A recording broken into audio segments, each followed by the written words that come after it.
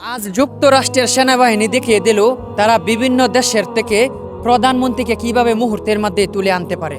তবে আমরা কি পারি? আমাদের দেশে তো কোটি কোটি মানুষ, প্রায় 175 মিলিয়ন মানুষ। ভালো করে হিসাব করলে 200 মিলিয়নও হতে পারে। আমাদের দেশে জন্মের হার খুব বেশি।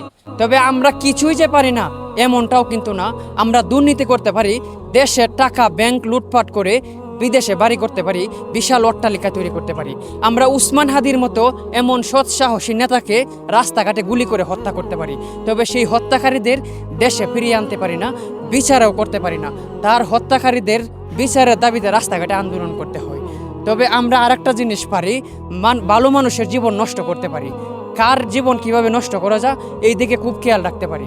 আমরা বিভিন্ন দেশের প্রধানমন্ত্রীকে তুলে আনবো তো দূরের কথা, আমরা বিভিন্ন দেশ থেকে কামলাও উঠিয়ে আনতে পারি না আমাদের দেশে কাজ করানোর জন্য। উল্টো আমাদের দেশের মানুষগুলো বিভিন্ন দেশে আসে কামলা দেওয়ার জন্য, কারণ আমাদের দেশে এমন পাওয়ার নাই। তবে কালি কলস বাজে বেশি। আমরা এটাকেই বলি স্মার্ট বাংলাদেশ, এটাকেই বুঝি ডিজিটাল বাংলাদেশ। এটা লজ্জার বিষয়, এতটাই লজ্জা লাগে। রাস্তাঘাটে একটা পুরুষকে উলঙ্গ অবস্থা দেখলেও এতটা লজ্জা আমার লাগে না। আমাদের দেশের এখন বর্তমান অবস্থা নিয়ে যতটা লজ্জা লাগে, এটাই বাস্তব।